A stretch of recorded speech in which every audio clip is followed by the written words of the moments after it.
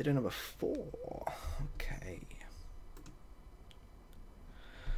The story starts on an ice floe. The story takes place 1,000 years in the past. The fuck's an ice floe? I'm going to Google ice floe quickly. Like a sheet of floating ice, like a... Okay. Okay, cool. Meet Tommy. Tommy's a bloody polar bear. And he's got Kathy with him, who's a penguin. They're talking. Tommy, polar bear, says, "Alright, Kathy, are we supposed to be natural predators and natural prey?" Kathy goes, "Don't know, mate. All I know, we're on this ice floe. Water all around. Both fairly strong swimmers, but I can't see any land, so I'll probably just drown. So probably best if we stay here until we hit some form of land." And Tommy says, "Yeah, probably a good idea. Or could eat you." And Kathy says, "Gonna say no to that one, just because, you know, I don't want to die." Tommy says, "Well, no one wants to die, do they? At the end of the day, you know, we want to keep going. And if I don't eat you, I might die because I'm a polar bear and we require, well, we have to eat a lot, you know."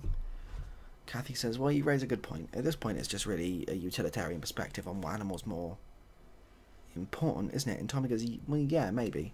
But the concept of utilitarianism hasn't really been invented yet. Because I say it's in the year 1017. I don't think that came about as a concept until much later."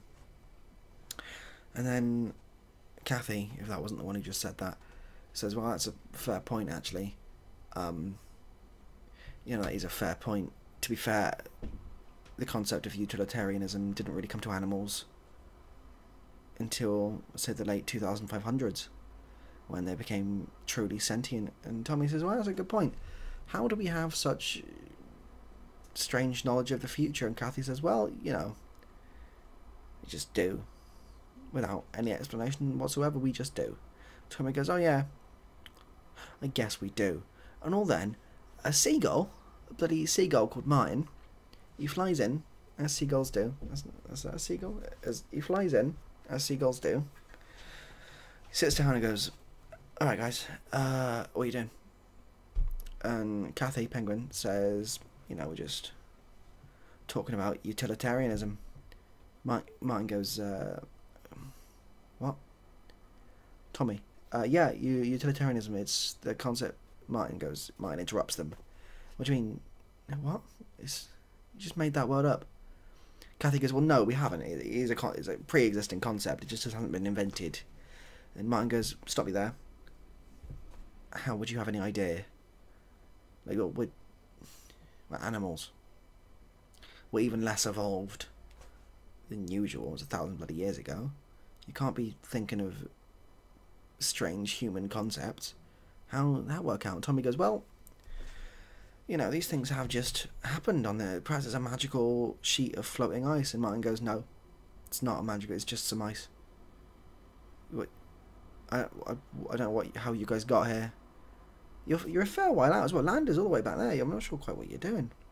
Kathy goes, "Yeah, we didn't quite. I think I just fell asleep. And Tommy probably tried to eat me." Tommy's nodding. "Yeah, I just tried to." And she woke up. I felt bad, you know. And Martin goes, "Well, you guys are stuck here. Unfortunately, I've flown out here because I thought there'd be land this way, and the land is here, and then I can't fly back without dying. So I'm here to die as well." And they both go, "Oh, that's a shame."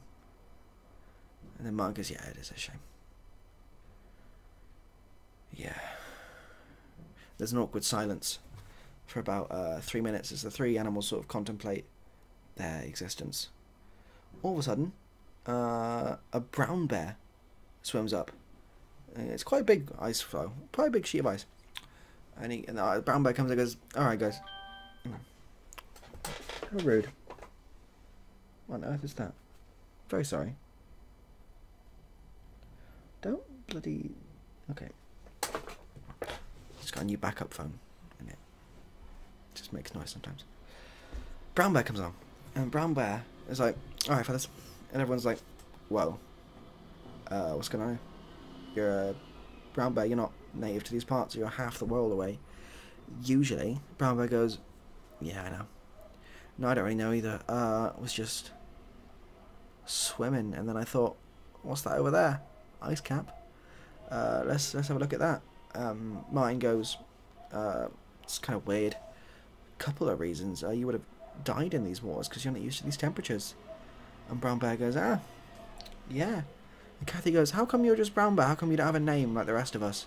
And Brown Bear goes, "That's all sort of fantastic point." Yeah, and then Tommy goes, "Yeah, this is all not really adding up." And all of a sudden, the snake is also on the... I think a snake just falls from the sky. And he goes, "Hello, my name's Sam." And they go, "Okay, why's that snake got a name, but Brown Bear hasn't?" Martin's scratching his head. Somehow it's a seagull. Try imagine that. And then sort of Kathy's really confused. And then Tommy's kind of just like, "Okay, this is getting really, really strange now." And all of a sudden, they open their eyes a little bit more, and they see like a glaring hot sun, and they realise they're led on the grass. They look around, there's trees everywhere. What's going on here? Tommy says to Kathy, "Well, what's happening? What's happening?" And Kathy turns around and says, "I don't know, but I don't want to do heroin again." And Tommy says, "Ah, was that what that was?